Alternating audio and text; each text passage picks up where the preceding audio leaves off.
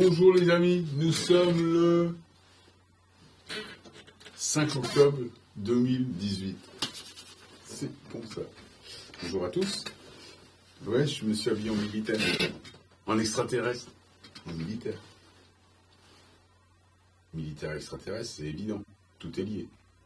On est bien d'accord. L'obscurité est liée à la franc-maçonnerie, c'est bien d'accord. Mais on est en train de passer tout ça. Ça sent le nouveau monde. Les épandages ne tiennent plus, ils se battent. Hein. Donc, agents glaçogènes, ils n'arrivent pas à installer l'automne. C'est une bonne nouvelle.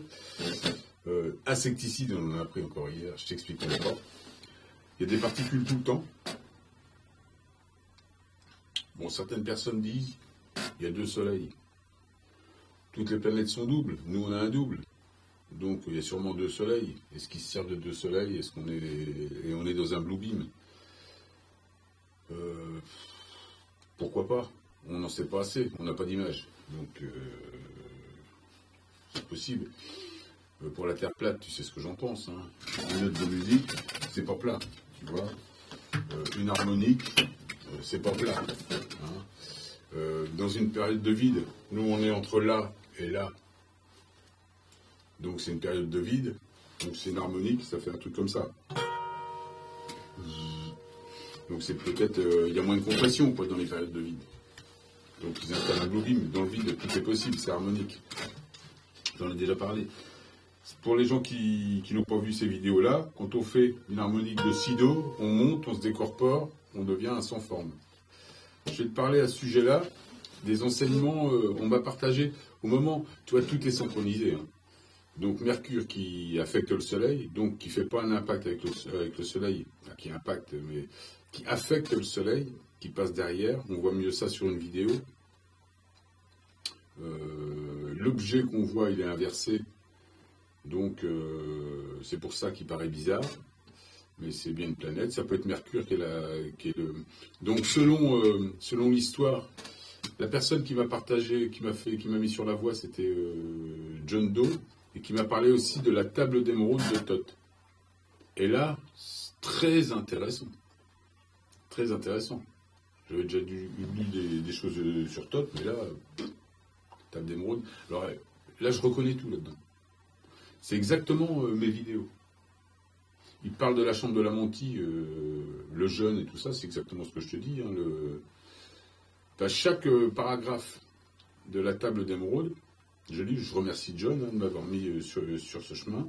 C'est ensemble qu'on avance. Donc la table d'émeraude, on parle de la chambre de la Montie. Je te partagerai le lien. On parle de la chambre de la Montie, donc qui est à l'intérieur de la Terre. Mais c'est un voyage intérieur, le voyage au centre de la Terre. C'est un voyage intérieur. Puisque tu as la Terre en toi, tu as un système solaire, tu as un jeu de chakras. Tu as exactement tout ce que tu as dans l'infiniment grand et dans l'infiniment petit, tu l'as aussi à l'intérieur. C'est ton intérieur. Nous, on est à l'intérieur. C'est comme si on était à l'intérieur de notre intérieur, tu vois. On colonise notre intérieur. Un jeu de poupée russe. Mais bon, j'ai fait des vidéos là-dessus. Donc, tout ce que tu... C'est des textes spirituels, hein, les tables d'émeraude. Donc, à mon avis, c'est des textes qui auraient plutôt dans les 25 000 ans, 30 000 ans. C'est vrai que les avis sont partagés, j'ai vu plusieurs avis là-dessus. 5 000 ans, pour moi, c'est pas possible. Et ces textes ont été censurés, amputés. On voit bien, ça se sent. On a la partie spirituelle. Après, c'est à nous de nous élever, à nous d'exhorter nos peurs. D'ailleurs, dans son enseignement, Thoth te parle aussi des peurs. La peur, c'est notre pire ennemi. Donc, on te parle de plein de choses comme ça. La chambre de la Montie, donc, c'est un peu la période de jeûne. C'est la période où tu fais le 1. C'est un truc qui est connu en spiritualité. C'est que tu t'harmonises complètement, tu ne fais plus qu'un. Au lieu d'avoir des milliards de cellules, c'est comme si tu avais une seule cellule. Donc, à partir de ce moment-là, tu as des pouvoirs. On va revenir à des histoires de physique quantique. Un ballon, c'est plusieurs particules. Donc si tu le lances sur le mur, le ballon rebondit. Si le ballon était composé que d'une particule, il passe à travers les murs. C'est des choses de physique quantique. On en a parlé, il y a plein de gens qui en parlent, hein, donc c'est connu. Donc, on aurait ce pouvoir. Et c'est pas parce qu'on aurait ce pouvoir que le monde est une illusion, que les murs sont une illusion. Hein. La musique, quand elle descend dans les hertz, quand elle descend dans la densité, elle se matérialise. C'est une faculté de la musique. Hein. La musique, c'est beaucoup de choses. Ça guérit, ça peut faire du mal, comme Beethoven. Hein, les morceaux, il y a plein de morceaux de Beethoven qui te font du mal, comme des morceaux de Mozart te font du bien. Mais Beethoven, c'est un danger public hein, pour beaucoup de choses. Ça peut t'écoutes beaucoup Beethoven et certains morceaux, tu peux être malade. C'est comme ça. C'est comme ça. Pour ceux qui aiment la musique, il y a tout un tas de musiques qui sont néfastes. On le sait ça. Bon, pourquoi je disais tout ça? Enfin, on va revenir aux histoires de... Donc tu fais le 1, tu passes à travers les murs. Donc tu as des pouvoirs. Tu déjoues... C'est-à-dire que tu es capable... tu vas me dire, mais comment c'est possible? Alors c'est illusion. Ben non, la musique, c'est pas de l'illusion. C'est que tu transformes, quand tu fais le 1, tes vibrations. Regarde, tu mets ta chaîne... tu mets de la musique dans une pièce. Tu fermes la pièce, tu sors dehors, elle passe à travers les murs. La vibration passe à travers le béton, à travers les murs. Ils ont même du mal, les acousticiens ont du mal à maintenir le son. Tu vois, voilà, le son passe à travers les murs. Donc à partir d'un moment, quand tu fais le 1, tu redeviens comme une vibration originelle, tu passes à travers les murs. Mais c'est pas pour ça que le physique n'existe plus. C'est-à-dire que le physique, tu le contrôles. Tu fais le passe-mural. Donc ça c'est normal. Donc dans les enseignements de Thoth, bon, il parle de lumière, exactement. Moi je me retrouve partout, dans tout ce qu'il dit, et pratiquement tous les sujets qu'il développe, moi c'est dans mes vidéos. C'est le ressenti de mes vidéos, c'est les expressions de mes vidéos. Je me suis senti envahi par ce texte, donc je te remercie une fois de plus, John, parce que c'est vrai que c'est très proche de mes pensées.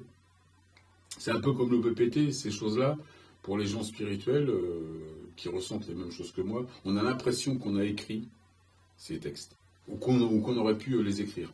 C'est comme des mémoires enfouies en nous et qui ressurgissent. Et bien, le livre de Thoth, la spiritualité de Thoth, ça me fait penser à ça. Livre que je n'avais pas lu. Hein. Ça, mais bon, c'est la synchronicité, c'est maintenant que je devais le lire, c'est maintenant que je devais en parler, mais pas avant. Donc ça tombe au bon moment.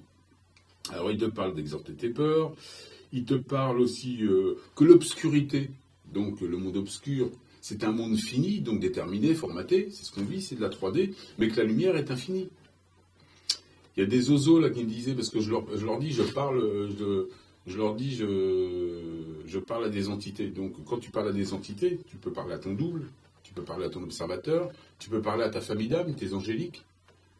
Mais je te dis que je parlais à des gens, à des entités au-delà de l'univers primordial, c'est au moment où je parlais de l'univers primordial, j'ai des vidéos là-dessus aussi. Et je parlais à des entités qui avaient 200, 300 ou 400 milliards d'années. Et qu'il y a même dans la légende, ces gens-là me disent qu'il y a ces entités-là disent qu'ils s'appellent des sans-formes. Ils en parlent dans Thoth aussi, hein, des sans-formes, une énergie sans forme, qui pour moi, je les ai vus, je les vois comme des montagnes noires, au-dessus de l'univers primordial. Tu vois donc, tu vas me dire, mais comme disent certaines personnes qui n'ont pas compris ce qui se passe, donc ces entités existent, elles communiquent. Hein. Donc c'est les origines, on les appelle les originels. Ils sont nous. C'est pas Dieu, c'est pas un poilu tout gris. Hein. C'est Dieu. C'est pas Dieu, je veux dire. Tu vois, c'est ce que les gens appellent Dieu, mais c'est la fréquence originelle. C'est bien ils sont beaucoup plus sages que nos angéliques ou que nous, évidemment.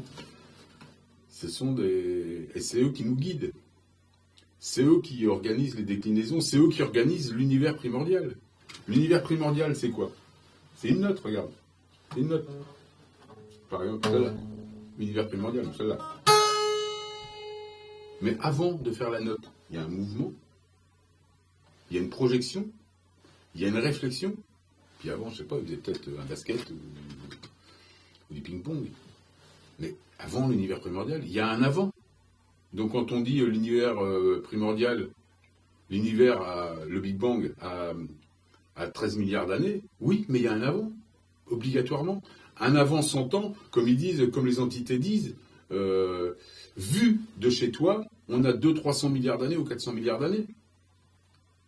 C'est-à-dire, je ne sais pas comment ils quantifient ça, mais c'est pas quantifiable. D'ailleurs, il y a 100 ans, Planck, bien plus de 100 ans, enfin, ouais, à peu près 100 ans. Planck, il a été prix Nobel, je sais pas, à peu près dans les années 20, un petit peu avant les années 20. Ce mec-là, il te parle déjà de tout ça. Il te dit qu'il y a un avant, qu'il ne peut pas quantifier, il n'y a pas les outils, et d'ailleurs, ils sont toujours pas là, les outils. Les lumériens, oui, peuvent quantifier, enfin, peuvent accéder à ça. Mais la basse vibration, elle n'accède pas à ça. Eux, ils accèdent à des trucs comme les sept sœurs, les Pléiades. Quand il y a des gens qui disent, je viens d'Orion, je viens d'ici, je viens de là. Mais tu viens d'un monde obscur. Tu viens d'une interdensité, quelque part. L'origine, c'est avant l'univers primordial. C'est des gens qui font la première note. Ils sont avant les 13 milliards. Évidemment qu'ils existent. Si ça se trouve, ils ont fabriqué plein de choses. Et ces gens-là, cette vibration-là, que moi, ça me fait penser des espèces de montagnes noires comme ça. Donc, ils appellent des sans-formes. C'est une énergie, c'est une flamme. On pourrait appeler ça pourrait être un groupe de montagnes noires, une flamme. Ça pourrait être... Moi, ça me fait penser au dessin sur un graphique de fréquence. Une fréquence. Donc, une grosse vibration. C'est l'origine. C'est ça qui nous emmène, c'est ça qui nous habite au fin fond. La sagesse, ça vient de ça. Tout ce qui est décliné après, l'univers primordial, c'est quoi? C'est une note avec une saturation, une ouverture qui, à un moment, est organique et c'est la vie. Et ça descend dans la densité et ça se matérialise. Ça, c'est un truc qui a déjà été expliqué. Mais tu regardes l'enseignement de Thoth, il parle un peu de tout ça. Et la lumière est infinie, évidemment qu'elle est infinie. Donc quand on parle de milliards d'années, évidemment que ça va beaucoup plus loin que l'univers primordial. Mais ça, on le sait déjà il y a 100 ans. Et pour ceux qui viennent là sur la chaîne et qui insultent tout le monde, que j'ai viré d'ailleurs, parce qu'ils insultent tout le monde, parce qu'ils n'ont pas compris. Donc quand tu ne comprends pas, il faut que tu approfondisses ta culture. Sur Internet, tu as tout. Faut arrêter d'écouter l'enseignement maçonnique et te plier au New Age maçonnique, les Pléiades. Les Pléiades, c'est 7, ils appellent ça les 7 sœurs, mais les Pléiades, c'est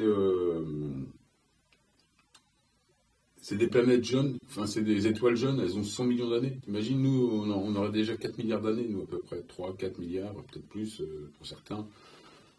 Donc les Pléiades, s'il y avait des Pléiadiens, ils ne sont pas là pour t'enseigner, hein, ceux-là. Ils sont là pour... alors peut-être qu'il y a des planques, regarde les autorités, ce qu'on appelle l'autorité. Ok, ils ont de l'avance sur toi, mais ils n'ont qu'une avance militaire, technologique. C'est des gens qui font un jeu de piste sur Terre, qui sont à la course à l'artefact, et qui sont là aussi pour installer des dualités. Par exemple, là, ils nous montrent les tablettes de Thoth, les 15 tablettes de Thoth, mais ils les ont trafiquées. Là, ils t'ont même fait croire à un moment donné. C'est peut-être celles qui ont été volées. Il y avait celles aussi en Irak qu'ils ont volées à la porte du soleil. Aussitôt, c'est l'armée qui les a prises. Et qui les a trafiquées. Ils les ont données à la science, mais les tablettes principales étaient enlevées. C'est comme ça. Ils te donnent pas tout. Et ils se servent de ça. Donc non, ils sont pas plus intelligents. Non, ils sont pas plus avancés que toi. Non. C'est l'origine. Eux, ils sont loin de l'origine. Ils n'ont pas accès à ça. Je te parle par la glande pinéale. Ils n'ont pas l'outil pour ça. Eux, leur outil, c'est la banque, c'est le viol, c'est le crime. Bon, ok, ils se prennent pour des enseignants, mais ils ne sont que des sous-fifres de la création. Voilà. Sur chaque système solaire, il y a un co-créateur, évidemment. Évidemment. Le qui a du mal à se faire entendre, évidemment. Parce qu'il fait le monde à son image, le co-créateur, il n'est pas accepté, il n'est pas tout le temps accepté. Il a du mal, donc il est attaqué. C'est normal, ça fait partie du jeu. Donc le livre de Thoth, il faut que je reste centré là-dessus. Ça, c'est important. Bon, cette histoire d'univers primordial, donc tout le monde a compris. Je sais pas, faut pas être bien fin pour comprendre qu'il y a un avant. Dans une note, il y a un avant et un après. Avant de faire une note, tu as évidemment un mouvement, c'est dans l'invisible. Et tu as évidemment une projection, une réflexion. Évidemment. Et une période de vide. Évidemment. Qui n'est pas quantifiable, puisque c'est du temps zéro, donc ça peut être des milliards d'années, tu sais pas, ils savent pas. Ça dépend, je sais pas comment on peut appeler ça. Mais bon, évidemment, il y a un avant. Comme après une note, il y a évidemment autre chose. Il y a des effets, il y a de l'émotion, il y a des chutes de notes, il y a des collisions, il y a plein de choses. Donc on est un peu dans cette histoire, comme on est dans la densité passé, présent, futur. Oui, pour moi, quand tu es en temps zéro, et c'est autre chose. Mais donc, évidemment, l'univers primordial, c'est ça. C'est aussi, on dirait que si tu te mets au niveau de l'univers primordial, on pourrait dire que c'est le présent, mais qu'il y a un après, puisqu'on descend dans la densité, mais il y a un avant aussi, qui serait le temps zéro. C'est juste ralenti, hein, l'univers primordial. Et tu peux pas dire que c'est complètement figé. Donc c'est une note, hein, c'est tout simplement une note. Qu'est-ce que tu veux, c'est comme ça. Alors Thoth, il parle de quoi aussi? Il parle donc de cette... Il dit bien, il t'explique bien dans ses textes que l'obscurité, c'est un voile qui se déchire. C'est une barrière de l'oubli qui s'en va. Quand tu exhortes tes peurs, quand tu te montes, de quoi on pourrait parler de quoi aussi? Il te dit, il y avait un sujet important sur la clé des mystères. Bon, la chambre de la mentie, donc ça c'est un voyage intérieur quand tu fais le 1. Mais il faut que tu le lises, il faut que tu t'aperçoives, ou que tu regardes, il y a une série de 15 vidéos qu'on m'avait partagées aussi. Ça c'est très important tout ça. Donc voilà, je voulais surtout te parler de ça, de cet aspect-là, parce que je pense qu'avec tout ce qui se passe, on a besoin de cette spiritualité-là en ce moment. Pour ceux qui vont comprendre, évidemment, ça ne peut pas être entendu par tout le monde. Comme des textes comme le Colbrun, c'est vrai que le Colbrun, c'est fait pour, on dit que c'est des textes qui sont faits pour des initiés. Ce sont des textes qui te montrent l'hostilité de la Terre dans les périodes ascensionnelles. Et ce que te montre le Blue Beam, c'est comment les militaires gèrent ça. Bon, les militaires, évidemment, des spirituels basse vibration. Peut-être qu'on une cabane dans les Pléiades, je sais pas. Mais ils voyagent déjà, et depuis longtemps. Et la Terre n'en est pas aussi, ça c'est dit par plusieurs scientifiques, hein, des gens qui ont voué leur vie à ça, à la recherche sur tout ça. Il y a eu des périodes ascensionnelles comme celle qu'on vit là, il y en a déjà eu des milliers, enfin au moins 1 millier sur Terre, donc c'est une école. Tu changes de place, c'est tout, tu montes dans les cycles, tu passes de monde. Il te parle aussi, Thoth, de 3, 4, 5, 6, 7, 8, 9. Donc 3D, 4D, 5D, 6D, c'est 9, jusqu'à la 9. Après, ce serait le... Si tu compares ça à l'octave, qui est 12 demi-tons,